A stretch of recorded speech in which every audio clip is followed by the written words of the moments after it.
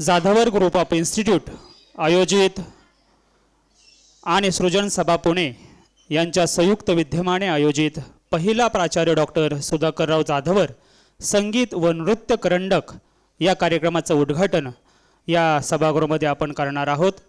Jadhavar group of institute वर्षभर विद्यार्थ्यांच्या कलागुणांसाठी अनेक कार्यक्रमाचं आयोजन आणि नियोजन करत असतं. केवळ शैक्षणिक ज्ञानदान देऊन भागणार नाही, तर त्यांना एक सामाजिक, राजकीय, कला, क्रीडा, व्यापार, सहकार आणि नृत्य स्पर्धा घेऊन जाधवर ग्रुप ऑफ वर्षभर विविध कार्यक्रमाचं आयोजन आणि नियोजन करत असतं. याचाच आढावा घेणारी ही जाधवर ग्रुप ऑफ इन्स्टिट्यूटची चित्रफित आपल्या सर्वांसमोर.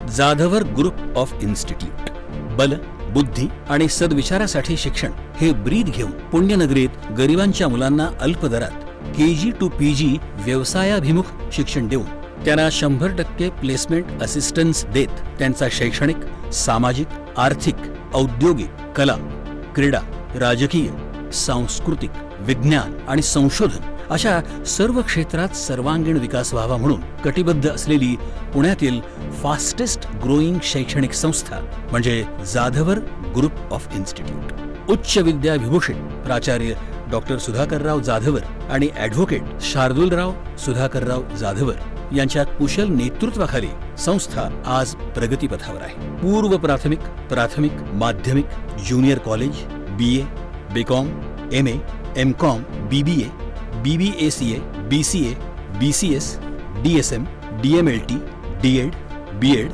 BSc Plain, BSc Data Science, BSc Fashion Designing, BSc Artificial Intelligence and Machine Learning, BSc Cyber Security and Digital Science, MSc Computer Application, MSc Computer Science, MBA, PGDM, BA LLB, LLB, ANM, GNM and International School असे एकाच छताखाली विविध अभ्यासक्रम या संस्थेच्या विविध कॅम्पसमध्ये शिकवले जातात. यशवंतराव चव्हाण महाराष्ट्र मुक्त विद्यापीठ आणि सावित्रीबाई फुले पुणे विद्यापीठ या दोन्ही विद्यापीठांचे सर्व एक्सटर्नल अभ्यासक्रमही इथे उपलब्ध आहेत. शिवाय बदलत्या काळाचा विचार करून संस्थेत ॲक्टिंग, डान्स, सिंगिंग, फोटोग्राफी आणि स्किल डेव्हलपमेंटचे विविध कोर्सेस शिकवले जातात. तर योगा, मेडिटेशन यासारखे वर्ग कॅम्पसमध्येच घेतले जातात. तसंच 9वी आणि 10वीच्या विद्यार्थ्यांना JEE, नीट, MSCET यासारख्या परीक्षांची तयारी करता यावी म्हणून IIT आणि IIM मधून शिक्षण घेतलेल्या तज्ज्ञ प्राध्यापकांकडून संस्थेत मोफत क्लासेस घेतले जातात. 2014 साली सुरू झालेल्या जाधवर ग्रुप ऑफ इन्स्टिट्यूटमध्ये आज 25,000हून अधिक विद्यार्थी शिक्षण घेतात. तर 1,500हून अधिक शिक्षक आणि शिक्षकेतर कर्मचारी काम करतात. संस्थेचा शैक्षणिक दर्जा टिकावा म्हणून शिक्षक भरती करताना त्यांच्या लेखी आणि तोंडी परीक्षा घेतल्या जातात. प्रसन्न आणि सुंदर कॅम्पस, प्रशस्त आणि अद्ययावत क्लासरूम, वर्गात digital board, KG to PG e learning, विद्यार्थ्यांच्या उपस्थितीची डिजिटल नोंद, उच्च शिक्षित आणि अनुभवी प्राध्यापक, थिअरीसोबत प्रॅक्टिकल शिक्षणावर भर, विविध क्षेत्रातील तज्ज्ञांचं मार्गदर्शन असं विद्यार्थ्यांच्या सर्वांगीण विकासाला पोषक असं शिक्षण हे या संस्थेचं वेगळेपण.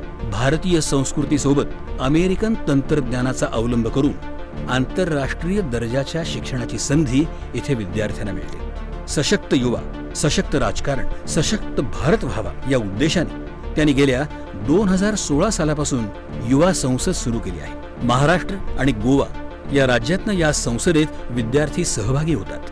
केंद्र शासन, राज्य शासन, लायन्स क्लब इंटरनॅशनल आणि नेहरू युवा केंद्राच्या संयुक्त विद्यमाने ही युवा संसद चालवली जाते. या कार्यक्रमात आजपर्यंत महाराष्ट्र आणि महाराष्ट्राबाहेरील मुख्यमंत्री, मंत्री आणि विविध क्षेत्रातील मान्यवरांनी मार्गदर्शन केलं आहे.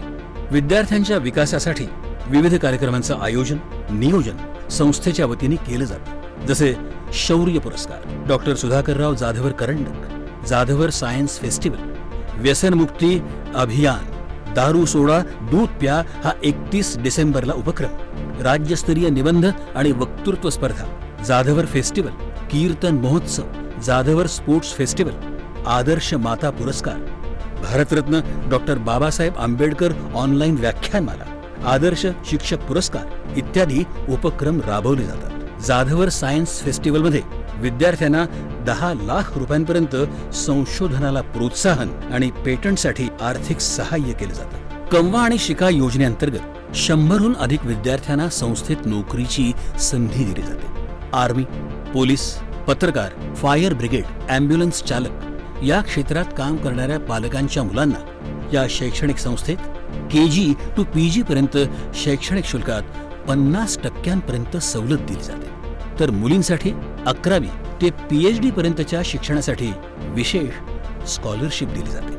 आज कुठल्याही शैक्षणिक संस्थेचा दर्जा हा तेथील विद्यार्थ्यांना मिळणाऱ्या प्लेसमेंट आणि पॅकेजवर गणला जातो. Bajaj Allianz, HDFC Bank, Volkswagen, Force Motors, Cognizant, Jio, Vodafone, IBM, L&T Infotech, Finolex Cable, Flipkart, Tata Capital, Tata AIG, Wipro तसंच Sahyadri Hospital, Ruby Hall Clinic अशा नामांकित कंपन्या दरवर्षी या संस्थेतील विद्यार्थ्यांना कॅम्पसमध्ये मुलाखती घेऊन नोकरीच्या संधी देतात. 100% विद्यार्थ्यांना इंटर्नशिपसाठी संस्थेमार्फत संधी दिली जाते. लवकरच 1000 एकर क्षेत्रावर विद्यापीठ स्थापनेचा संस्थेचा मानस आहे. Real estate, construction, hotel, films निर्मिती, टॅक्स कन्सल्टन्सी, सेवा अशा विविध उद्योग क्षेत्रातही जाधवर ग्रुप अग्रेसर आहे. पुणे या विद्येच्या माहेरघरात फास्टेस्ट ग्रोईंग असणारी ही शैक्षणिक संस्था लवकरच महाराष्ट्रातील फास्टेस्ट ग्रोईंग शैक्षणिक संस्था बनण्याच्या दिशेने वेगवान वाटचाल करत आहे. त्यांच्या या वाटचालीला हार्दिक शुभेच्छा. सशक्त भारत असण्यासाठी सशक्त राजकारणाची गरज असते आणि हेच लक्षात घेत जाधवर संकुल राजकीय दृष्ट्या विद्यार्थ्यांना सशक्त बनवण्याच बरोबर वेगवेगळ्या क्षेत्रातली तज्ज्ञांचं मार्गदर्शन देखील उपलब्ध करून देतं आणि ते व्यासपीठ असतं युवा संसद. दरवर्षी 2 दिवसीय युवा संसदेचं आयोजन जाधवर संकुलमध्ये होत असतं. त्याचाच एक धावता आढावा तुमच्यासमोर.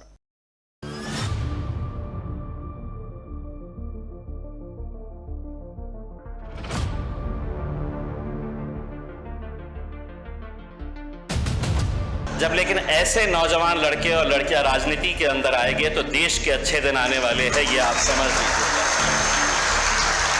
युवा संसद युवा शक्तीला योग्य गती आणि दिशा देऊन समाजकारण आणि राजकारणामध्ये अधिष्ठान निर्माण करण्याकरता आणि सशक्त युवा, सशक्त राजकारण, सशक्त भारत व्हावा या उद्देशाने जाधवर ग्रुप ऑफ इन्स्टिट्यूटने 2016 पासून युवा संसद सुरू केली आहे. तरुण वर्गाला काहीतरी ॲस्पिरेशन्स आहेत. ॲस्पिरेशन्स असणं खूप गरजेचं आहे. जर पुढे काही आपल्याला करायचं असेल तर आपल्यामध्ये इच्छाशक्ती असली पाहिजे. ती इच्छाशक्ती आपल्या सगळ्यांमध्ये बघून खरंच खूप अभिमान वाटतो. देशातील लोकशाही बळकट व्हायची असेल तर सुशिक्षित युवकांनी राजकारणात आलं पाहिजे हा विचार घेऊन युवा संसदेच्या माध्यमातून 1000हून जास्त युवक राजकारणाच्या मुख्य प्रवाहात आणण्यासाठी जाधवर ग्रुप ऑफ इन्स्टिट्यूटने उचललेलं हे पाऊल समाजाला वेगळी दिशा देणार आहे.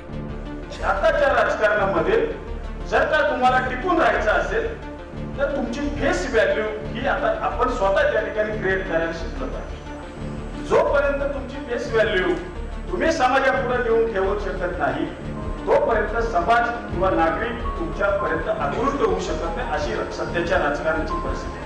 हिंदुस्थानी ही एकच जात असणं हे अत्यंत गरजेचं आहे. समाजासाठी चांगलं नेतृत्व निर्माण करणं हा महत्वाचा उद्देश डोळ्यासमोर ठेवून प्रभावी नेतृत्व करणारे चेहरे युवकांच्या समोर आणून त्यांना प्रेरणा देण्याचं काम या माध्यमातून सुरू आहे. राजकारणाच्या गटारगंगेमध्ये आपल्याला हात घालावा लागेल का घालावा लागेल.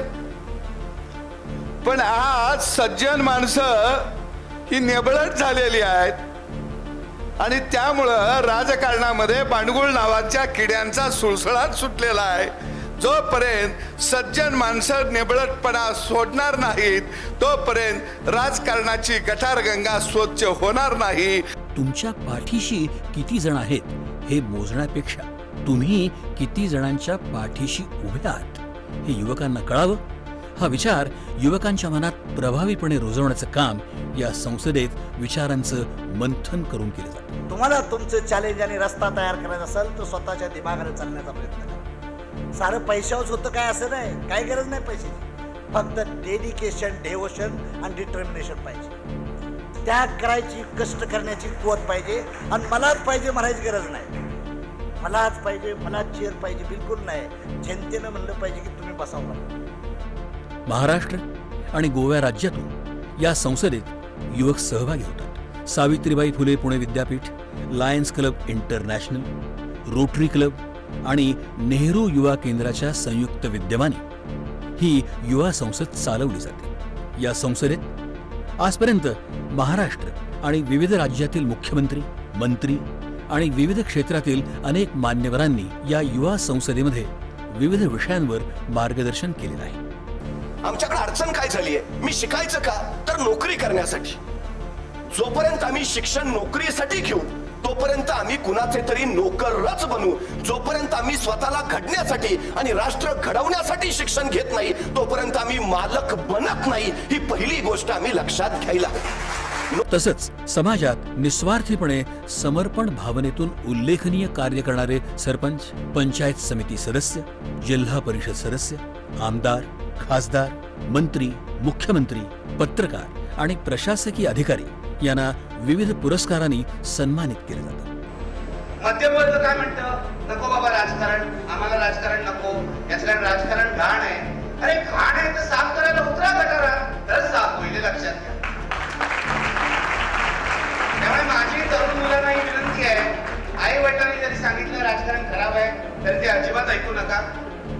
आपण चांगले असू, आपण ठरवलं भ्रष्टाचार करायचा नाही, आपण ठरवलं सचोटीने वागायचं, आपण ठरवलं सामान्य माणसाची बांधिलकी ठेवायची, तर आपलं राजकारण चांगलं होऊ शकतं. युवा संसदेत शैक्षणिक, सामाजिक, आर्थिक, औद्योगिक, कला, क्रीडा, राजकीय, विज्ञान, सांस्कृतिक आणि संशोधन क्षेत्रातील तज्ज्ञांचं बहुमूल्य मार्गदर्शन युवकांना दिलं जातं.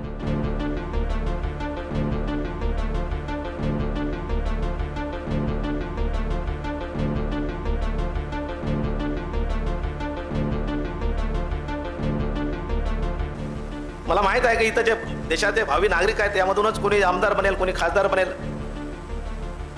कोणी जिल्हा परिषद सदस्य बनेल. मग असं सांगितलं शार्दूल आपले पाटीलने की एक मुलगी याच्यातले एक जिल्हा परिषद सदस्य झाले.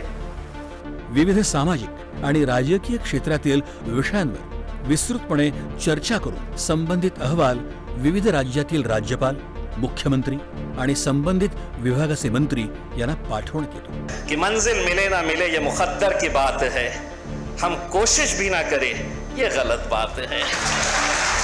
उच्च विद्या विभूषित संस्थापक अध्यक्ष प्राचार्य डॉक्टर सुधाकरराव जाधवर आणि उपाध्यक्ष ॲडव्होकेट शार्दूलराव सुधाकरराव जाधवर यांच्या कुशल नेतृत्वाखाली या संस्थेने राबवलेला युवा संसद हा अभिनव उपक्रम जगात सर्वात मोठ्या असलेल्या आपल्या देशातील लोकशाही बळकटीकरणाला नक्कीच हातभार लावेल असा विश्वास वाटतो. 40 वर्ष माणसांमध्ये काम केल्यामुळे डोळे माझे खूप शार्प आहेत, कानही माझे खूप शार्प आहेत. ते पटकन विश्लेषण करतात. त्याच वेळेला मला जाणवलं की खूप गट्स असणारा पोरगा आहे, खूप गट्स असणारा पोरगा आहे. आणि आज इथे शांतपणे सगळं त्याचं पाहता पाहता असं लक्षात आलं की हा खूप मोठा माणूस होऊ शकतो. असा या युवा संसदेचा एका अर्थाने संयोजक आणि ह्या ट्रस्टचा उपाध्यक्ष शार्दूल जाधवर ग्रुप ऑफ इन्स्टिट्यूटच्या या प्रयत्नांना असंच यश लाभत राहो ही सदिच्छा.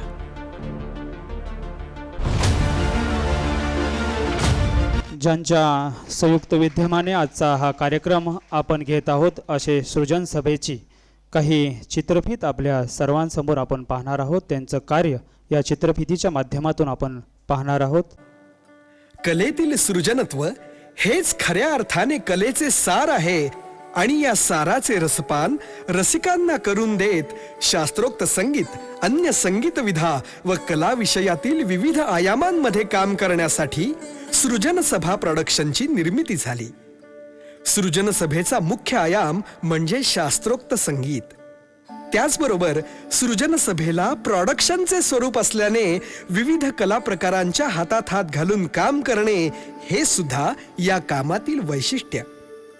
सृजन सभेच्या अंतर्गत विविध विषयांवरील संकल्पनाधारित प्रस्तुती, कलाकारांच्या मुलाखती, चर्चासत्रे, कार्यशाळा, ध्वनिमुद्रणे व या कामाव्यतिरिक्त अनेक नव्या संगीत रचना आणि शास्त्रोक्त संगीतातील बंदिशी करून लोकांपर्यंत पोहोचवून आपल्या समृद्ध संगीत परंपरेत थोडी भर घालण्याचा प्रामाणिक प्रयत्न सातत्याने होत असतो.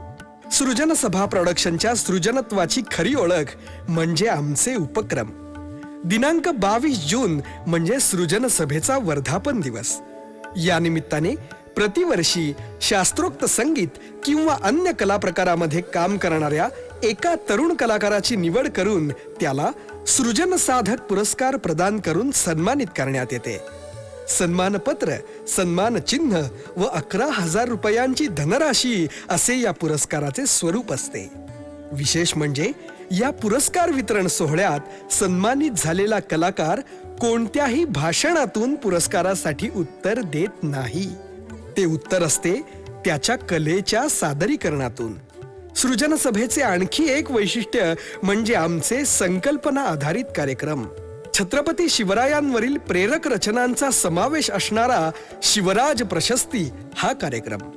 आपल्या समृद्ध नाट्यसंगीतातील केवळ भक्ती रचनांना एकत्र करून साकारलेला भक्तिमय नाट्यसंगीत हा कार्यक्रम. गुरुस्तुतीपर रचनांचा श्री गुरवे नमहा हा कार्यक्रम. सृजन सभा प्रमुख संगीतकार होनराज मावळे यांच्या संगीत रचनांवरील बहारदार कार्यक्रम म्हणजे संगीत पर्वारंभ. अशा प्रभावी कार्यक्रमांबरोबरच वंदे मातरमचा सांगीतिक प्रवास, कला साधक सन्मान व संवाद, अभंगवाणी, महाराष्ट्र शासन पुरातत्व विभाग व सृजन सभा या एकत्रीकरणातून शिवरायांचे दुर्ग जागतिक वैभव हे शिवव्याख्यान अशा अनेक कार्यक्रमांचे यशस्वी आयोजन सुद्धा सृजन सभेने केले आहे. याचबरोबर जाधवर ग्रुप ऑफ इन्स्टिट्यूट्स आणि सावित्रीबाई फुले पुणे विद्यापीठाबरोबर प्राचार्य डॉक्टर सुधाकरराव जाधवर करंडक या राज्यस्तरीय करंडकात आयोजक संस्था म्हणून सृजन सभेचा विशेष सहयोग असतो. यासोबतच शिवचरित्र कथाकथन कार्यशाळा, मर्दानी खेळ कार्यशाळा, शाडू माती गणेश मूर्ती कार्यशाळा असे अनेक विषयांवरील वर्ग आणि विविध स्वरचित रचनांचे सृजन सभा या YouTube चॅनलवरून प्रसारण अशी सातत्यपूर्ण अभिमानास्पद वाटचाल. सृजन सभेचे सर्व कार्यक्रम, कार्यशाळा व अन्य उपक्रमांची माहिती मिळवण्यासाठी सृजन सभेच्या प्रसार माध्यमांना फॉलो करायला विसरू नका. चला तर मग एकत्र येऊया आणि सृजनत्वाचे काम करूया. धन्यवाद. धन्यवाद. यानंतर मी सर्व मान्यवरांना विनंती करतो की आपण मंचावरती येऊन स्थानापन्न व्हावं. जाधवर ग्रुप ऑफ इन्स्टिट्यूट सर्व परीक्षकांनाही विनंती आहे की आपण मंचावरती येऊन स्थानापन्न व्हावं. जाधवर ग्रुप ऑफ इन्स्टिट्यूट आणि सृजन सभा पुणे यांच्या संयुक्त विद्यमाने आयोजित पहिला प्राचार्य डॉक्टर सुधाकरराव जाधवर संगीत आणि नृत्य करंडक मागील 2 दिवसापासून आज त्याचा दुसरा दिवस या उद्घाटनाच्या प्रसंगी संस्थेचे उपाध्यक्ष ॲडव्होकेट शार्दूलराव जाधवर सर मंचावरती उपस्थित आहेत. यांचं जोरदार टाळ्यांच्या गजरामध्ये आपण स्वागत करूयात. या कार्यक्रमासाठी प्रमुख अतिथी म्हणून मंचावरती उपस्थित आहेत सन्माननीय होनराज मावळे सर, संगीतकार आणि सृजन सभा प्रमुख पुणे यांचंही जोरदार टाळ्यांच्या गजरामध्ये आपण स्वागत करूयात. मंचावरती खऱ्या अर्थानं जे परीक्षकाचं काम करणार आहेत, अत्यंत छान प्रकारे करणार आहेत असे सन्माननीय मानसी कानेटकर मॅडम यांचंही जोरदार टाळ्यांच्या गजरामध्ये आपण स्वागत करूयात. मंचावरती दुसरे परीक्षक आहेत मयुरी हरिदास, यांचंही जोरदार टाळ्यांच्या गजरामध्ये आपण स्वागत करूयात. मंचावरती उपस्थित ईशा वेलणकर मॅडम यांचंही जोरदार टाळ्यांच्या गजरामध्ये आपण स्वागत करूयात. मंचावरती उपस्थित मैत्री बापट मॅडम यांचंही जोरदार टाळ्यांच्या गजरामध्ये आपण स्वागत करूयात. या कार्यक्रमाची सुरुवात आपण राष्ट्रगीत व राज्यगीताने करणार आहोत. जनगण मन अधिनायक जय हे भारत भाग्य विधाता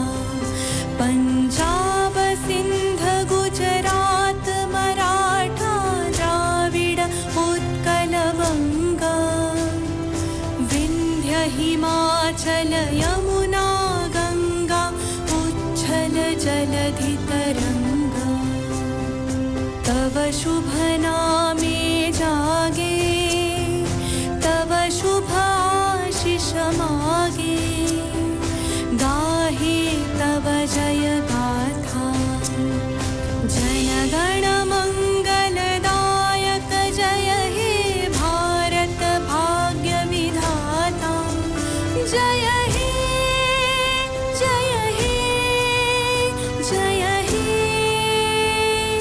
जय जय जय जय हे भारत माता की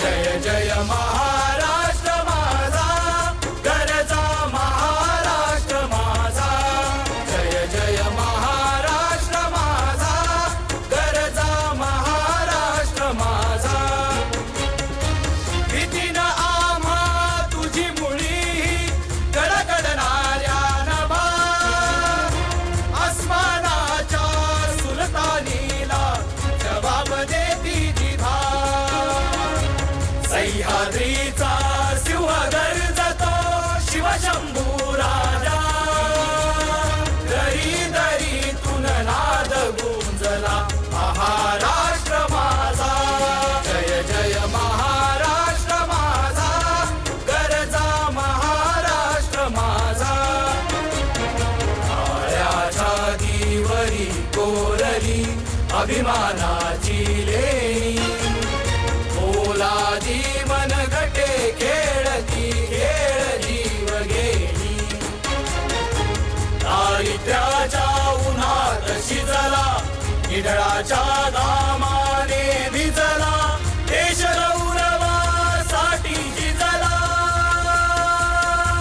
दिल्लीचेही रक्त राखतो महाराष्ट्र माझा जय जय महाराष्ट्र माझा गरजा महाराष्ट्र माझा यानंतर या कार्यक्रमाचं प्रास्ताविक करण्यापूर्वी संस्थेचे उपाध्यक्ष ॲडव्होकेट शार्दूलराव जाधवर सर यांच्या कार्याचा आढावा घेणारी ही चित्रफित आपल्या सर्वांसमोर. मुश्किलें जरूर हैं मगर ठहरा नहीं हूं मैं, मंजिल से जरा कह दो अभी पहुंचा नहीं हूं मैं. युवक हा केंद्रबिंदू मानून देशाची ध्येय धोरणं राबवली तर भारत महासत्ता राष्ट्र झाल्याशिवाय राहणार नाही असं मानणार आणि आपल्या शैक्षणिक संस्थेत शिकणाऱ्या विद्यार्थ्यांचा सर्वांगीण विकास होण्यासाठी कटिबद्ध असणारं व्यक्तिमत्व म्हणजे ॲडव्होकेट शार्दूलराव सुधाकरराव जाधवर. धाराशिव जिल्ह्यातील वाशी तालुक्यातील वडजी या खेडेगावात ॲडव्होकेट शार्दूलराव सुधाकरराव जाधवर यांचे वडील प्राचार्य डॉक्टर सुधाकरराव उद्धवराव जाधवर यांचा जन्म झाला. घरच्या आर्थिक संकटांवर मात करत आपलं शिक्षण घेत असताना प्राचार्य डॉक्टर सुधाकरराव उद्धवराव जाधवर सरांनी समाजाप्रती असणारी बांधिलकी कधीही कमी होऊ दिली नाही. पुण्यात येऊन प्राध्यापकाची नोकरी करता करता त्यांनी अनेक शैक्षणिक संस्था उभ्या केल्या. उत्तम वक्ता, लेखक, सावित्रीबाई फुले पुणे विद्यापीठात अधिष्ठाता, यशस्वी उद्योजक, जाधवर ग्रुप ऑफ इन्स्टिट्यूटचे अध्यक्ष अशा एकाच वेळी अनेक पदांवर ते कार्यरत आहेत. पुणे विद्यापीठाच्या व्यवस्थापन परिषदेवर सदस्य म्हणूनही त्यांनी 5 वर्ष काम केलं आहे. अशा या कर्तृत्ववान व्यक्तीच्या घरात ॲडव्होकेट शार्दूलराव सुधाकरराव जाधवर यांचा जन्म पुण्यात झाला. अतिशय कमी वयात जाधवर ग्रुप आणि जाधवर ग्रुप ऑफ इन्स्टिट्यूटच्या उपाध्यक्षपदाची धुरा त्यांनी सांभाळली. ॲडव्होकेट शार्दूलराव सुधाकरराव जाधवर यांनी diploma in human rights, diploma in labour law and labour welfare, diploma in corporate law, diploma in cyber law, diploma in arbitration and mediation, MCom, MBA, PGDHRM, BSL, LLB, LLM अशा अनेक पदव्या त्यांनी कमी वयातच संपादन केल्या. 1995 साली एका कन्या शाळेपासून सुरुवात झालेला शिक्षण संस्थांचा हा प्रवास आज 80हून अधिक शाखांपर्यंत पोहोचलाय. त्यापैकी 50हून अधिक शैक्षणिक संस्थांची जबाबदारी ते स्वतः सांभाळत आहेत. ॲडव्होकेट शार्दूलराव सुधाकरराव जाधवर यांना आजपर्यंत वेगवेगळ्या राष्ट्रीय आणि आंतरराष्ट्रीय 50हून अधिक पुरस्कारांनी सन्मानित करण्यात आलेलं आहे.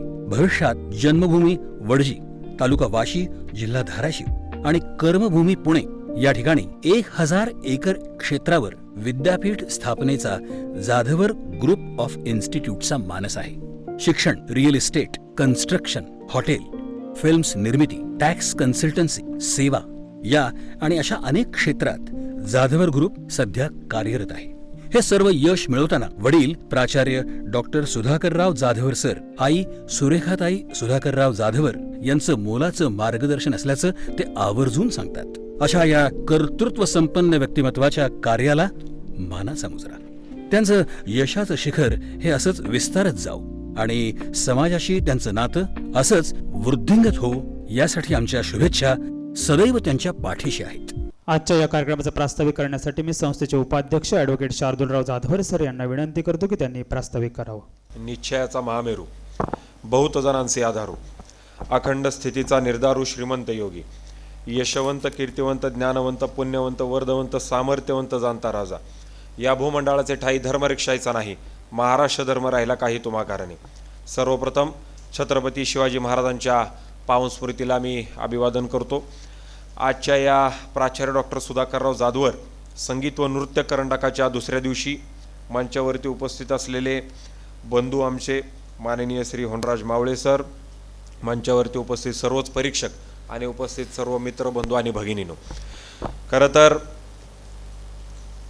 जाधवर करंडकाचा पहिला भाग हा दिवाळीच्या आधी, हा दुसरा भाग दिवाळीच्या नंतर, अशा 2 भागामध्ये हा विस्तारलेला जाधवर करंडक.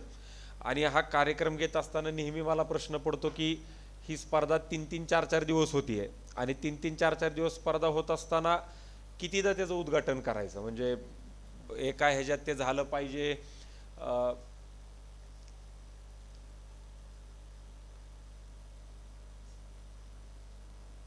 एका ह्याच्यामध्ये ते उद्घाटन झालं पाहिजे का 2दा करायचं, 3दा करायचं, नेहमी हा प्रश्न आपल्या सगळ्यांच्या समोर असतोच. कारण 5ही दिवस जरी स्पर्धा घेतली आणि 1 दिवस जरी घेतली तरी त्याचं जे ध्येय धोरण आहेत, कशासाठी जे आपण घेतो हे जर बघितलं तर त्याचं जे ध्येय धोरण आहे किंवा बाकीच्या गोष्टी त्या सगळ्या समानच आहेत.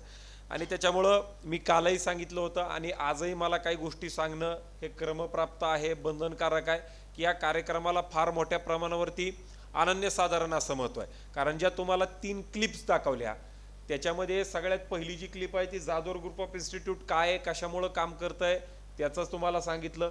दुसरी जी क्लिप तुम्हाला दाखवली ती युवा संसदेची होती. तिसरी जी दाखवली की जे तुमचं परीक्षण करणार आहेत, तुमचं परीक्षण अत्यंत नॉन पार्शली झालं पाहिजे, चांगल्या लोकांच्या हातून झालं पाहिजे, प्रत्येकाला योग्य तो न्याय मिळाला पाहिजे आणि ते कोणत्या संस्थेच्या अंडर होणार आहे आणि ती संस्था किती कॅपेबल आहे हे सुद्धा तुम्हाला कळायला पाहिजे. म्हणून त्यांची जाणीवपूर्वक तुम्हाला जी चित्रफित आहे ती चित्रफित आपण तुम्हाला सगळ्यांना त्याच्यामध्ये दाखवली. ज्या वेळेसला याच युवा संसदेमध्ये युवक राजकारणात आले पाहिजेत, शिकलेली लोक राजकारणात आली पाहिजेत, डॉक्टर, इंजिनियर, लॉयर, टीचर्स ही लोक राजकारणामध्ये आली पाहिजेत, व्हाईट कॉलर लोक राजकारणात आली पाहिजेत, हा विचार घेऊन मी ज्या वेळेसला दिल्लीमध्ये काही मंत्र्यांना, काही तिथल्या आमदारांना, काही तिथल्या खासदारांना भेटण्यासाठी म्हणून ज्या वेळेसला मी दिल्लीला गेलो त्यावेळेसला 2016-17 साली दिल्लीमध्ये आंदोलनं चालू होती. आणि ती आंदोलनं म्हणजे की ह्या महान भारत देशाच्या विरोधामध्ये हे सगळे आंदोलनं असायचे. आणि हे सगळे आंदोलनं होत असताना त्या ठिकाणी भारत तेरे तुकडे होंगे, अफजल हम शर्मिंदा है, तेरे कातिल जिंदा है, अशा पद्धतीच्या घोषणा या देशाच्या विरोधामध्ये, देशाच्या राजधानीमध्ये आणि या देशाच्या केंद्र सरकारच्या अखत्यारीत चालत असलेल्या विद्यापीठांमध्ये अशा पद्धतीच्या घोषणा त्या ठिकाणी दिल्या जायच्या. आणि म्हणून मग माझ्या मनामध्ये प्रश्न आला की बाबा एक शिक्षण संस्था चालक म्हणून ज्या वेळेसला आपल्याकडे 25,000 पेक्षा जास्त विद्यार्थी शिक्षण घेत आहेत, यांच्यासाठी आपण काय करायला पाहिजे, यांच्यासाठी सुद्धा आपण एक चांगल्या प्रतीचा प्लॅटफॉर्म त्या ठिकाणी निर्माण करून दिला पाहिजे. कारण जी लोक या देशाच्या विरोधामध्ये त्या ठिकाणी नारे देत आहेत ह्या सगळ्या लोकांना कुठल्याही परिस्थितीमध्ये त्या ठिकाणी प्लॅटफॉर्म नाही. ह्या लोकांना त्या ठिकाणी त्यांचं कोण ऐकते का नाही ऐकते हे पाहण्यासाठी सुद्धा कुणी नाही. त्यांचे जेही काही विचार असतील मग त्या देशाच्या विरोधामध्ये असू द्या नाही तर कोणाच्या विरोधामध्ये असू द्या, ते मांडण्याचं काम ती लोक करतायत. आणि त्यांचं जर वय तुम्ही त्यावेळेसला पाहिलं तर ते वय हे फक्त 18, 19, 20च्या दरम्यानचं त्या सगळ्या लोकांचं वय होतं.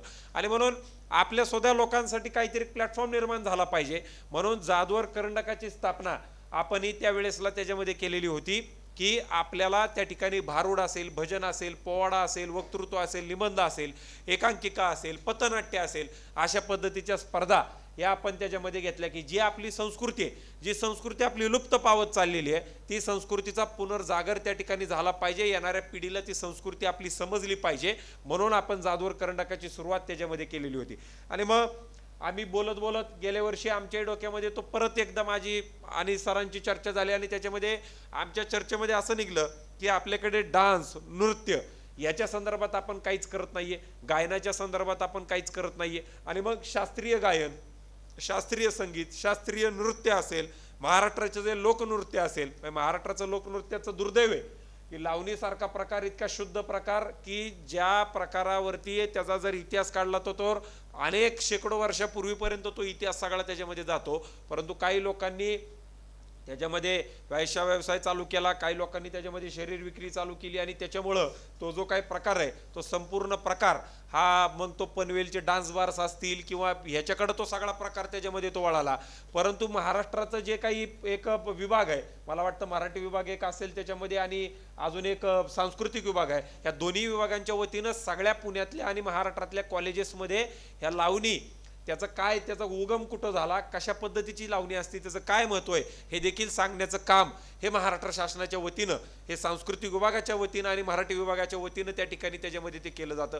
आणि म्हणून या सगळ्या गोष्टीची माहिती तुम्हाला व्हायला पाहिजे. हे का व्हायला पाहिजे? डान्सचे कॉम्पिटिशन्स नाही आहेत का? तर परीक्षकांनाही, आता तुम्ही परीक्षक आहेत, तुम्ही 100-200 कॉम्पिटिशन्स करूनच तुम्ही या मंचावरती आलेला असाल, त्याच्यामध्ये कोणताही दुमत त्या ठिकाणी नाहीये. परंतु ज्या कॉम्पिटिशन सध्या स्थितीमध्ये होत आहेत, मग त्या आता तुम्ही टीव्हीला गेलात तर डान्स इंडिया डान्स सारख्या कॉम्पिटिशन्स असतील, गायनाच्या धरल्या तर तुम्ही इंडियन आयडल सारख्या कार्यक्रम आहेत, सारेगमप सारखे कार्यक्रम आहेत, अनेक कार्यक्रम त्या ठिकाणी आहेत. छोटे मोठे इच्छुक आजी माझी ते तर अशा पद्धतीचे कॉम्पिटिशन घेतच असतात. काल सरांनी सांगितलं पुण्यात कोणते कॉम्पिटिशन होऊ शकतात. सरांनी काल मला सांगितलं की पॅटीस खायची कॉम्पिटिशन पुण्यामध्ये आपल्याकडे 3 मिनिटामध्ये 5 पॅटीस खाल्ले की काय होणार आहे, मग ते परत मग जाधवर हॉस्पिटलमध्येच यावं लागणार, असं होऊ शकतं त्याच्यामध्ये. तर अशा पद्धतीचे कॉम्पिटिशन त्या ठिकाणी होत आहेत. परंतु हे जे कॉम्पिटिशन आहे, या कॉम्पिटिशनला अत्यंत अनन्यसाधारण असं महत्त्व आहे, कारण ह्या कॉम्पिटिशनमध्ये कुठल्याही परिस्थितीमध्ये हिपहॉप नाहीये, कुठल्याही परिस्थितीमध्ये रॅप नाहीये, कुठल्याही परिस्थितीमध्ये बॉलिवूडची गाणी नाही आहेत, कुठल्याही परिस्थितीमध्ये हॉलिवूडची गाणी आपण ठेवलेली नाही आहेत. इथं जाणीवपूर्वक आपण जे ठेवलेलं आहे ते काल होतं देशभक्ती परगीतं आणि आज आहे देशभक्ती परगीतांसोबत शास्त्रीय नृत्य आणि महाराष्ट्राचं लोकनृत्य, जेणेकरून आपल्याला आपली संस्कृती जोपासता आली पाहिजे हा विचार माझ्या मनामध्ये आहे. आणि हे करण्याची का गरज आहे? तर मागच्या 25 वर्षापासून ही शिक्षण संस्था काम करते. याच्यामध्ये 25,000 विद्यार्थी शिक्षण घेत आहेत, 1,500 कर्मचारी आहेत, 1,500 शिक्षक या ठिकाणी काम करतायत. इथले जर बालवाडीपासून ते कॉलेज लेवलपर्यंत PhD पर्यंतचे जर सिलेबस आपण पाहिले तर या सिलेबसमध्ये माणूस घडण्यासारखा एकही सिलेबस, एकही धडा आपल्याला त्याच्यामध्ये नाही. विद्यार्थी हा चांगला घडला पाहिजे, शाळेसाठी चांगला विद्यार्थी घडला पाहिजे, घरासाठी चांगला पाल्य घडला पाहिजे, देशासाठी चांगला नागरिक घडला पाहिजे. अशा पद्धतीची कोणतीही व्यवस्था ही त्या ठिकाणी निर्माण त्याच्यामध्ये ती झालेली नाही. मी कालही सांगितलं होतं की उद्याच्याला आपल्याला आपल्या आईबापाबद्दल जर अभिमान वाटून घ्यायचा असेल तर किमान आपले आईबाप कोणत्या परिस्थितीतून आलेले आहेत याची माहिती जोपर्यंत आपल्याला होत नाही तोपर्यंत आपल्याला आईबापाच्या विषयी सुद्धा त्या ठिकाणी अभिमान वाटू शकत नाही. तर मग बाहेरच्या लोकांच्या विषयी तर तो लांब सगळा तो विषय त्याच्यामध्ये आहे. आणि म्हणून तुमच्या सगळ्या लोकांना इतिहासाचा जर आपण विचार केला तर याच्यामध्ये जे विचार आपण मागच्या ज्या म्हणजे दरवर्षी जे करंडकामध्ये वक्तृत्वाला असतील, निबंधाला असतील विषय किंवा पथनाट्याला असतील, हे थोर पुरुषांच्या देतो जाणीवपूर्वक की जेणेकरून यांचा इतिहास तुमच्या समोर आला पाहिजे. आज स्वामी विवेकानंदांचा फोटो या ठिकाणी आहे. स्वामी विवेकानंदांचा इतिहास तुम्हाला इयत्ता पहिलीपासून ते जे काय तुमचं शिक्षण झालं असेल याच्यामध्ये तुम्हाला स्वामी विवेकानंद कधी वाचायला मिळाले नसतील. बोधिसत्व महामानव डॉक्टर बाबासाहेब आंबेडकर, लोकशाहीर अण्णाभाऊ साठे, त्याच्यानंतर झाशीची राणी असेल, छत्रपती शिवाजी महाराजांसारखं तर दुर्दैव दुसऱ्या कोण्या व्यक्तीचा असू शकत नाही. यात्ता 4थी नंतर छत्रपती शिवाजी महाराजांचा इतिहास आमच्या पोरांना वाचायला त्या ठिकाणी कुठेही नाही. आणि त्याच्यापेक्षा सगळ्यात मोठं म्हणजे खरं तर सर मी आज मावळे सरांची वाट पाहत होतो. त्याचं कारण असं होतं, मी मावळे सरांना भेटणार आहे. मावळे सरांना मला एकच गोष्ट सांगायची, आज माझी भेट झाली नाही झाली तर त्यांना तुम्ही सांगा की आज नाही म्हणलं तरी संघाचा प्रभाव असलेलं शासन ह्या देशावरती आहे, राष्ट्रीय स्वयंसेवक संघाचं. आता तुम्ही आहात तोपर्यंत तरी किमान ही गोष्ट होणं गरजेची आहे. ती म्हणजे काय, मी कोणते पॉलिटिकल पार्टीला ॲफिलिएटेड नाहीये, परंतु तुम्ही आहात तोपर्यंत एक गोष्ट होणं गरजेची आहे की केंद्र सरकारच्या NCERTच्या सिलेबसमध्ये छत्रपती शिवाजी महाराजांचा 68 शब्दांचा इतिहास आहे, 68 ओळींचा इतिहास आहे. जर 68 ओळींमध्ये जर शिवाजी महाराजांसारख्या व्यक्तीचा जर इतिहास होत असेल तर मग म्हणजे इतिहास वाचायचा आहे कोणाचा, हा अत्यंत सगळ्यात मोठा प्रश्न त्या ठिकाणी. महाराणा प्रताप असतील, यांचा इतिहास आपल्या कोणालाही माहिती नाही. म्हणजे ज्यांच्यावरती आम्ही गर्व करू शकतो, ज्यांच्यावरती आम्हाला काही चांगलं वाटलं पाहिजे, याचा इतिहासच आमच्या सगळ्या कोणालाही लोकांना त्याच्यामध्ये माहिती नाही. काल मी सध्या ते आमचं एक बिझनेस व्हेंचर आम्ही त्या ठिकाणी एक तयार करतोय. त्याच्यामध्ये तिकडे एक नवीन काहीतरी रामायण नावाची एक मूवी येते आणि त्या ठिकाणी तिकडे त्याचे ते फोटोज लावलेले होते आणि हनुमानांचं एक चित्र त्या ठिकाणी होतं आणि हनुमानाच्या चित्राच्या सोबत बाजूने एक कुटुंब चाललेलं होतं. म्हणजे छोटा त्यांचा मुलगा होता, बारका असेल, मला वाटतं शाळेत पण तो जात नसेल, बालवाडीला वगैरे असेल. आणि त्यांनी पटकन, तो हिंदी भाषिक होता आणि त्यांनी पटकन आईला त्याच्या म्हणला, आई मला या पिक्चरला जायचंय. हिंदीत त्यांचं सगळं संभाषण चालू होतं, बॅटमॅनच्या पिक्चरला जायचंय म्हणला मला. म्हणजे त्यांना हनुमान ही व्यवस्थाच माहिती नाहीये की काय हा माणूस होता नव्हता, देव आहे नाहीये, आहे काय काय माहितीच नाही. ते बॅटमॅन आणि सुपरमॅन म्हणायला लागले आपल्या सगळ्या देवांना, देवती देवांना. अशी परिस्थिती आपल्या सगळ्या देशाची आणि राष्ट्राची त्याच्यामध्ये झालेली आहे. आणि त्याच्यामुळं आपल्याला ह्या सगळ्या गोष्टी करत असताना याच्यामध्ये आमचा एकमेव विचार आहे, तो म्हणजे सर्व धर्म समभाव. आणि सर्व धर्म समभाव हा विचार जरी पुढे घेऊन जाता येत नसेल तर जाणीवपूर्वक इथं देशभक्तीपर गीता असं सांगितलेलं आहे. त्याचं कारण असं की तिथं कुठंही देशभक्तीपर गीत सोडता आम्ही तिथं राज्यभक्तीपर गीत सांगितलेलं नाहीये, जात भक्तीपर गीत सांगितलेलं नाहीये. आमची परिस्थिती आज अशी झालेली आहे सर, बीड सारख्या ठिकाणी, मराठवाड्यातून मी येतो, मराठवाड्यामध्ये माझं गाव आहे. आमच्या मराठवाड्यामध्ये अशी परिस्थिती आहे, एका जातीचा महाराज दुसऱ्या जातीच्या सप्त्याला जात नाही, दुसऱ्या जातीचा महाराज असेल तर एका जातीच्या सप्त्याला येत नाही. मी एका जातीचा असेल तर तुमच्या दुकानात मी किराणा भरायला सुद्धा यायचं नाही. खायला मला काहीच नाहीये, परंतु तुमच्याकडे दुकानात मी किराणा भरायचा नाही. मी गाडी घोडा काय जे मिळेल ते घ्यायचं, दुसऱ्या गावाला जायचं, तिथं जातीचा जो माणूस असेल त्याच्याकडे किराणा भरायचा आणि दुसरीकडे यायचं. अशी परिस्थिती आपली त्या ठिकाणी झालेली आहे. आज मराठा समाजाचं आंदोलन चालू असलं की लगेच ओबीसीचा करतोय, ओबीसीचं चालू दिसलं की ब्राह्मण समाजाचं काहीतरी येतंय, ब्राह्मणांचं चालू दिसलं की मुसलमानांचं काहीतरी येतंय. म्हणजे काय आमच्या देशाचं वाटवळ व्हायचं राहिलेलं आहे, हा एक प्रश्नचिन्ह आपल्या सगळ्यांच्या समोर आहे. आज मला एकच उदाहरण तुमच्या सगळ्यांच्या समोर देऊ वाटतं, ते म्हणजे की आजच म्हणजे तिथले जे आवामी पार्टी म्हणजे बांगलादेशमध्ये जी शेख हसीना आहेत त्यांची जी आवामी पार्टी आहे, त्या आवामी पार्टीचे विरोधक आहेत, त्यांचं नाव माझ्या आता काही लक्षात नाहीये, त्यांचा मृतदेह आज बांगलादेशमध्ये, सिंगापूरमधून आज बांगलादेशमध्ये आणला जाणार आहे. आज तो बांगलादेशमध्ये येतोय. बांगलादेशमध्ये तो आणल्यानंतर अनेक हिंदूंना तिथं जिवंत जाळलं, म्हणजे झाडाला आधी टांगले नग्न करून, मग त्यांना तिथं आग लावली. आजची ही त्या ठिकाणची घटना आहे. आज जर तुम्ही बांगलादेश बाउंड्रीला जर गेलात, म्हणजे बांगलादेश सोबत आपलं पश्चिम बंगाल असेल, तिकडं त्रिपुरा असेल, या जर 3-4 राज्यांच्या जर तुम्ही बाउंड्रीला गेलात तर अक्षरशः इतकी भयानक परिस्थिती, 1971 सारखी परिस्थिती झालेली की 1971ला सगळ्या जगाचा विरोध घेऊन इंदिरा गांधींनी ज्या पद्धतीनं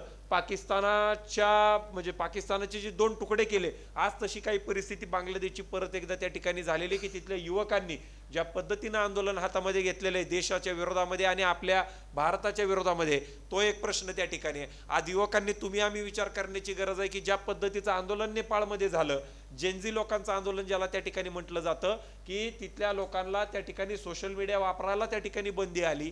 ती बंदी आल्यानंतर सगळे लोक त्या ठिकाणी पुढे आले आणि जेवढेही काही त्यांच्या राष्ट्रामधले आमदार, खासदार, मंत्री, त्यांची जी मुलं होती, ज्या पद्धतीने ते लक्झरी लाईफस्टाईल जगत होते, त्याच्या विरोधामध्ये संपूर्ण देशामध्ये आंदोलन तयार झालं आणि वय वर्ष 18 ते वय वर्ष 27-28 पर्यंतच्या युवकांनी संपूर्ण नेपाळचं त्या ठिकाणी कायापालट त्या ठिकाणी तो करून टाकला.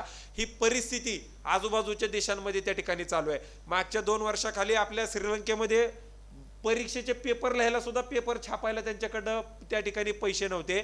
जे बेट त्यांनी तो भाड्याने त्या चायनाच्या लोकांना त्या ठिकाणी दिलेला होता, तो कायमस्वरूपी त्यांना तो विकून द्यावा लागला. आता चायनाचा जर तुम्ही नकाशा बघितला तर चायना फक्त तुमच्या वरती नाहीये, चायना तुमच्या खाली पण आलेला तुम्हाला त्या ठिकाणी दिसतो.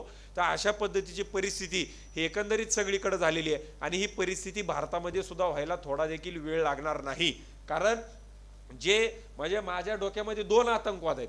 पहिला आतंकवाद आहे छुपा आतंकवाद, दुसरा आतंकवाद आहे तो म्हणजे ओपन आतंकवाद. ओपन आतंकवादामध्ये मी धरतो आपले सगळे नेते पुढारी सगळी लोक जे इलेक्शन आलं की जाती जातींमध्ये भांडणं लावायची आणि त्या सगळ्या लोकांना त्याच्यामध्ये पुढे घेऊन जायचं. आणि छुपा आतंकवाद म्हणजे आपल्याकडं आता आधी आम्ही भाषणामध्ये आम्ही उदाहरणं द्यायचो ते म्हणजे पश्चिम बंगालचे, त्याच्यानंतर आम्ही उदाहरणं द्यायचो काश्मीरचे. म्हणजे एक वेळ आता काश्मीरमध्ये ते दगडफेक कमी झाली, काश्मीरमध्ये आता ते लोक यायचे कमी झाले कारण तिथं आर्मी आहे, चांगल्या पद्धतीनं सगळं जरा कंट्रोलिंग चालू आहे. 370 कलम हटल्यानंतर आता ते आमच्याकडं ते कोंडव्यातच चालू झालं. कोंडव्यामध्येच किती लोक सापडायला लागली म्हणजे जसं डोक्यामध्ये उवा सापडतात तसं ती तुमच्या काय ते कोंडव्यामध्ये लोक सापडायला लागली. म्हणजे जे आधी आपल्यापासून 2-3 हजार किलोमीटर लांब होतं ते आता आपल्यापासून 2-3 किलोमीटरवर आलेलं आहे. ज्या नऱ्यामध्ये आता आपली कॉम्पिटिशन होती याच नऱ्यामध्ये मागच्या 2 वर्षाखाली म्हणजे पहिली जी कोरोनाची वेव आलेली होती त्याचा म्हणजे मला वाटतं कोरोनाची वेव ही मार्चच्या दरम्यान आली. म्हणजे त्या 26 जानेवारीला आपल्या नऱ्याच्या गटारामध्ये आपल्या भारताचा झेंडा तिथं टाकलेला होता. मी झेंडा फडकवायला जाताना एवढे पोलीस काय आहेत असं एवढे सकाळ सकाळी एवढं विचारल्यानंतर त्यांनी सांगितलं म्हणले आपला झेंडा म्हणले गटारात टाकलाय. कुठं झालं हे? आपल्या कॅम्पस पासून फक्त 100 फुटाच्या अंतरावरती. ही परिस्थिती आज आपली सगळ्यांची झालेली आहे. आणि म्हणून जाणीवपूर्वक तुमच्या सगळ्यांच्या मनामध्ये देशप्रेमाची भावना निर्माण झाली पाहिजे म्हणून हे देशभक्तीपर गीताच्या वरती जाणीवपूर्वक हा कार्यक्रम आम्ही त्या ठिकाणी ठेवलेला आहे की आज वंदे मातरमला सुद्धा 150 वर्ष झाली. पण काय विडंबना आहे बघा. म्हणजे केंद्र सरकारला सुद्धा याच्यावरती चर्चा ठेवावी लागती. म्हणजे याचा अर्थ असा आहे की आपल्या लोकांना अजून त्याच्याबद्दल प्रेम वाटत नाही, त्याच्याबद्दल आस्था वाटत नाही. म्हणजे केंद्र सरकारची चूक आहे असं मला वाटतं, विरोधकांची चूक आहे त्यांना ते म्हणावं वाटत नाही. म्हणजे दोन्हीकडून आपलं डबल ढोलकी कार्यक्रम आपल्या देशाचा त्याच्यामध्ये तो चालू आहे. आणि त्याच्यामुळं याचाही विचार तुम्हाला आणि आम्हाला सगळ्यांना त्या ठिकाणी करावा लागणार आहे. मी तुमच्या सगळ्यांकडे बघताना मी अत्यंत म्हणजे हे पॉलिश्ड तुम्ही सगळे युवक आहात याच नजरेनं मी तुमच्याकडे पाहतो. तुम्ही रॉ मटेरियल नाहीये, तुम्हाला फक्त थोड्या पॉलिशची गरज आहे. कारण तुम्ही इथं आलाय म्हणजे ह्या सगळ्या गोष्टीची जाणीव तुम्हाला आहे, हे संस्कार तुमच्यावरती आहेत, देशाबद्दल तुम्हाला काहीतरी वाटतं म्हणून तुम्ही सगळेजण या ठिकाणी आहात. आणि त्याच्यामुळं तुमची आणि आमची जबाबदारी आहे की हा देश आपल्याला पुढे घेऊन जाता आला पाहिजे. आणि शेवटचे मला 2 उदाहरणं या ठिकाणी द्यायची आहेत. ते म्हणजे की ज्या वेळेसला भगतसिंगांना फाशीवरती चढवलं जात होतं त्यावेळेसला तिथले जे जेलर, तिथले जे काही फाशी देणारी जी काही लोक होती ती त्यांच्याकडे गेली आणि त्यांनी सांगितलं माफी मागा राणीची. हे कुठं या देशाच्या लोकांच्या नादाला लागताय आणि फाशीवर चढताय. ही लोक जाती जातीमध्ये भांडणं करणारे लोक आहेत, तुमची फाशी व्यर्थ जाणार. वय वर्ष 21. आणि त्यावेळेसला त्यांनी सांगितलेलं होतं की किमान माझा जीव गेल्यानंतर तरी ही सगळी लोक एकत्र येतील. ज्या वेळेसला मी कालही उदाहरण दिलं, कालही मी उदाहरण देऊन सांगितलं होतं की ज्या वेळेसला छत्रपती संभाजी महाराज यांना मारण्यात आलं म्हणजे काय अत्यंत छळ करून मारण्यात आलं. डोळे काढले, जीभ काढली, नख काढलं, अंगावरचं सगळं कातडं काढलं, छोटे छोटे तुकडे केले, जनावरांना खायला घातले. फक्त 2च गोष्टी होत्या. ते 2 गोष्टी म्हणजे काय की त्यांना सांगितलेलं होतं जो खजाना तुम्ही लुटलेला आहे तो खजाना कुठं आहे तो आम्हाला सांगा आणि मुसलमान तुम्ही त्या ठिकाणी व्हायला पाहिजे. त्यावेळेसला त्यांनी असं सांगितलेलं होतं. म्हणजे तेही औरंगजेबाने स्वतःची ऑफर आहे की बाबा आम्ही तुम्हाला मनसबदार करतो, या सगळ्या गोष्टी तुम्ही काय काय हे सांगा आणि मनसबदार करू आणि तुम्हाला सोडून देऊ. सोपं होतं. माझ्यासारख्या माणसांनी सुद्धा ते घेतलं असतं. कोण अंगाचं छळ करून घेणार आहे? पण विचार बघा तुम्ही, आमच्या आबासाहेबांचे संकल्पित तेच करणे आम्हा सागत्य. म्हणजे जे वडिलांनी सांगितलं, वडील गेल्यानंतर सुद्धा 7-8 वर्ष ज्या व्यक्तीनं महाराष्ट्रापासून ते तंजावर तामिळनाडूपर्यंत सगळं राज्य झुंजवत ठेवलं ते म्हणजे का? त्याही वेळेसला तोच विचार होता की आपली रयत म्हणजे कुणी धोका दिलेला सगळ्यात पहिला घरातली लोक, आई, त्याच्यानंतरनं नातेवाईक, त्याच्यानंतरनं सगळं मंत्रिमंडळ, बाहेरनं कुणी आपल्याला धोका दिलेला नाही. आपला जो इतिहास आहे शिवाजी महाराजांपासूनचा तो म्हणजे आपल्या घरातल्या लोकांचा आहे. जाती जातीमधनं भांडणं करलेल्या नंतरनं आपला इतिहास कशा पद्धतीनं बदललेला आहे हा सगळा इतिहास आपला त्या ठिकाणी मोठ्या प्रमाणावरती आहे. आणि म्हणून त्यावेळेचं त्यांचे जे शब्द होते की माझ्या आबासाहेबांचे संकल्पित तेच करणे आम्हा सागत्य. आणि म्हणून स्वतःच्या बापाच्या विचारांसाठी तुमच्या आमच्यासाठी जो माणूस त्या ठिकाणी त्याच्यामध्ये ज्यांनी स्वतःचे प्राण त्या ठिकाणी त्यागले त्या सगळ्या गोष्टींचा विचार करून तरी किमान येणारी आपली जी पुढची पिढी आहे, आता तुमचं आमचं झालं, तुम्हाला जर का लेकरं बाळं झाली, जर काय होणारच तो काही विषय नाही. म्हणजे ज्या वेळेसला तुम्हाला लेकरं बाळं होतील त्यावेळेसला तरी तुम्हाला देश हा चांगल्या पद्धतीचा त्यांच्या ताब्यात देता आला पाहिजे. आज जी परिस्थिती सिरियाची झालेली आहे, जी परिस्थिती इराकची झालेली आहे, जी परिस्थिती आजूबाजूच्या राष्ट्रांची झालेली आहे, तशी परिस्थिती आपल्याला बघायची वेळ येणार नाही, याची काळजी आपण त्या ठिकाणी घ्या.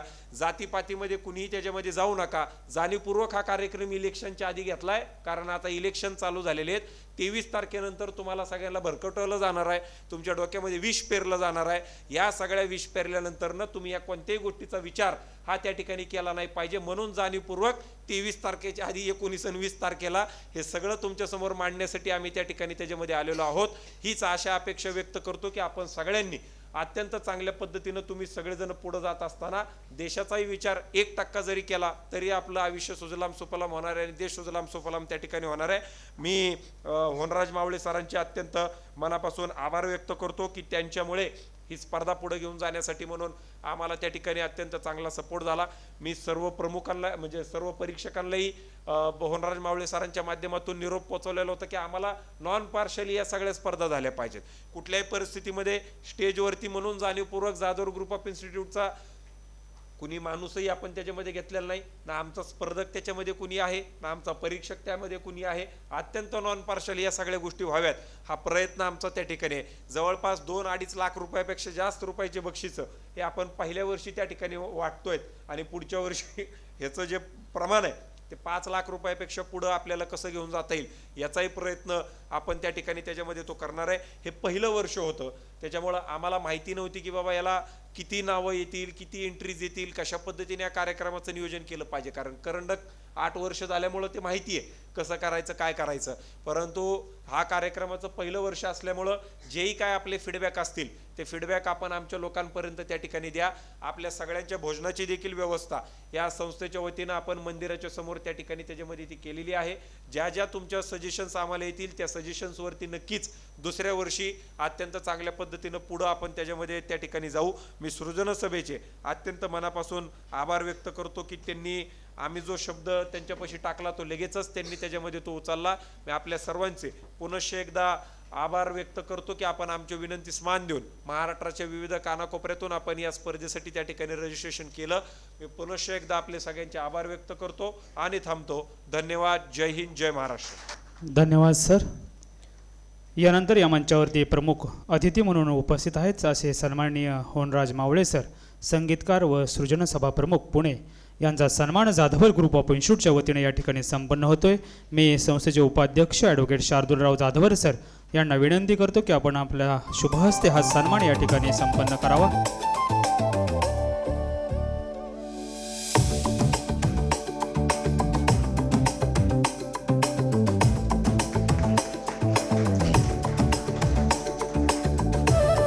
धन्यवाद सर. यानंतर मी सन्माननीय होनराज मावळे सर यांना विनंती करतो की त्यांनी आपलं मनोगत व्यक्त करावं. आत्ता हॅलो नमस्कार. आत्ता येऊ देऊ नका त्याला मध्ये, नाही तर मी दिसणार नाही. सामाम पातु सरस्वती भगवती निशेष जाड्यापहा. सगळ्यांचं मनापासून एकदा स्वागत करतो.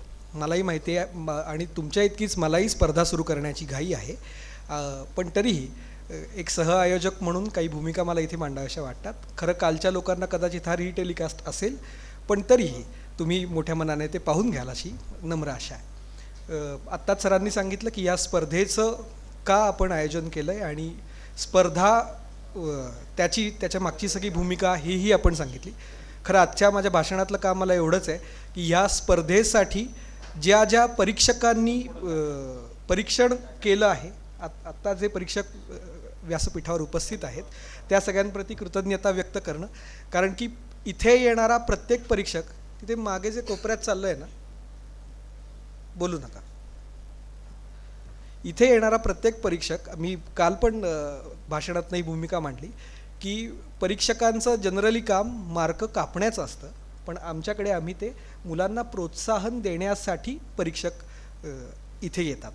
कालच पंडित निलेश खळीकर सर शास्त्रीय संगीताच्या स्पर्धेला परीक्षक म्हणून आले होते. शार्दूल सरांशी माझं काल बोलणं नाही झालं, पण मला त्यांना ते सांगायला आवडेल नक्की की त्यांनी ज्या पद्धतीने मुलांचं परीक्षण केलं किंवा त्यांनी सरळ एका संतवचनातून सांगितलं, सामर्थ्य आहे चळवळीचे, जो जो करील तयाचे, परंतु तेथे भगवंताचे अधिष्ठान पाहिजे. त्यांनी त्यांचं परीक्षण जे आहे ते त्यांनी नॉन पार्शियली आपण जे म्हणतो तसं तर केलं, पण सगळ्या उपस्थित मुलांना त्यांनी ही जाणीव करून दिली की आपण जे काम करतोय, आपण जे गातोय, आपण जे वाजवतोय, आता आज ज्यावर तुम्ही नृत्य करणार आहात किंवा पुढे तुम्ही ज्या विषयात काम करणार आहात त्याच्यात निष्ठा हवी, इतकाच विषय त्यांनी काल मांडला. आणि आमच्यासाठी त्या एका परीक्षकांनी केलेलं ते एक वक्तव्य म्हणजे आमच्या अख्ख्या या स्पर्धेची फलश्रुती असं आम्ही मानतो. कारण की आम्हाला त्यातनं हेच सांगायचं आहे की निष्ठा आणि त्या कलेविषयीची निष्ठा आणि ती आपण आपल्याकडे अशीच आपण जागृत ठेवणार आहोत. आणि काल त्यांनी अजून एक छान मुद्दा सांगितला.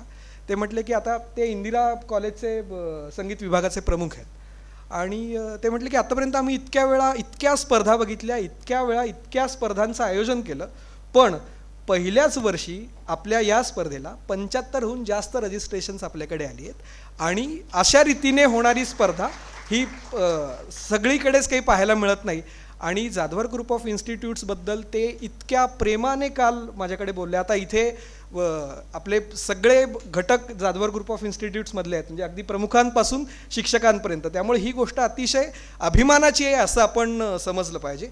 कारण त्यांचंही हेच म्हणणं होतं की जाधवर ग्रुप ऑफ इन्स्टिट्यूट्स ही शैक्षणिक विषयात काम करणारी मुख्य संस्था आहेच आहे, पण त्यांनी मुलांच्या सर्वांगीण विकासाकडे अगदी सामाजिक भान जागृत होण्यापासून संस्कृतीची जाण येईपर्यंत या सगळ्या बाबींवर तितकंच चोखपणे लक्ष दिलं आहे आणि त्यातनं सृजनसभेचा सहभाग ह्या सगळ्या कामात आहे. त्यामुळे त्या आपल्या दोन्ही आयोजक संस्थांचं त्यांनी मनापासून काल कौतुक केलं. आपण एकदा आता जोरदार टाळ्या वाजवूया. मी कुणासाठी ते आधी सांगतो की ही स्पर्धा जी होती त्या स्पर्धेचे कदाचित आम्ही फेस म्हणून आम्ही सर आणि मी आम्ही दोघं दिसतोय, पण ही स्पर्धा घडवून आणण्यासाठी जाधवर ग्रुप ऑफ इन्स्टिट्यूटचे आणि माझ्या सृजनसभा प्रोडक्शनमधल्या अनेक कार्यकर्त्यांचा अतिशय मनापासून दिलेला सहभाग आहे. त्या सगळ्यांसाठी आपण एकदा जोरदार टाळ्या वाजवूया. खरं सभागृहात बरेच जण आहेत, अजून मला टाळ्यांचा आवाज चालणार आहे. जोरात टाळ्या वाजवा. हे सगळं काम करणं इतकं काही सोपं नाही. आता इथे सर बसलेत, बिडकर मॅडम आहेत, आमचे सृजनसभेचेही काही मंडळी आहेत. जाधवर ग्रुप ऑफ इन्स्टिट्यूटच्या परिवारातला प्रत्येक घटक या कामात तितकाच मनापासून सहभागी आहे. तुमच्या सगळ्यांचे फोन उचलणं, तुमच्या सगळ्यांच्या प्रश्नांची उत्तरं देणं वगैरे वगैरे काम करण्यापासून सन्माननीय परीक्षकांपर्यंत सगळ्यांशी संपर्क करून ते सगळेजण इथे कसे येतील, त्यांचं सगळं इथलं व्यवस्थित कामकाज पाहणं, ह्या सगळ्या गोष्टी करणारे आमचे जे स्वयंसेवक आहेत त्यांच्याप्रती मी कृतज्ञता व्यक्त करतो आणि थांबतो. धन्यवाद. धन्यवाद सर. यानंतर मंचावरती 4 परीक्षक म्हणून उपस्थित आहेत. त्यांचा सन्मान जाधवर ग्रुप ऑफ इन्स्टिट्यूटच्या वतीने या ठिकाणी संपन्न होतोय. मी संस्थेचे उपाध्यक्ष ॲडव्होकेट शार्दूलराव जाधवर सर यांना विनंती करतो की सन्माननीय मानसी कानेटकर मॅडम यांचा सन्मान आपल्या शुभहस्ते या ठिकाणी करावा.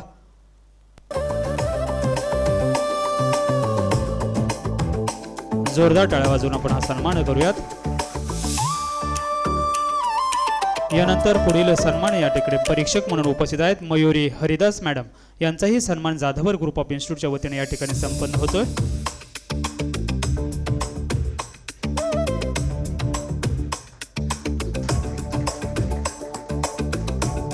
यानंतर पुढील परीक्षक म्हणून मंचावरती उपस्थित आहेत ईशा वेलणकर मॅडम यांचाही सन्मान जाधवर ग्रुप ऑफ इन्स्टिट्यूटच्या वतीने होतो आहे.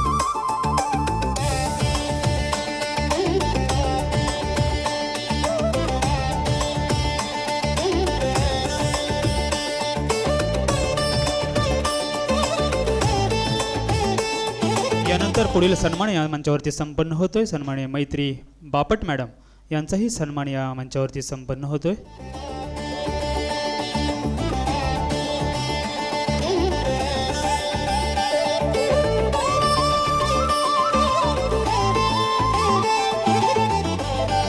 धन्यवाद.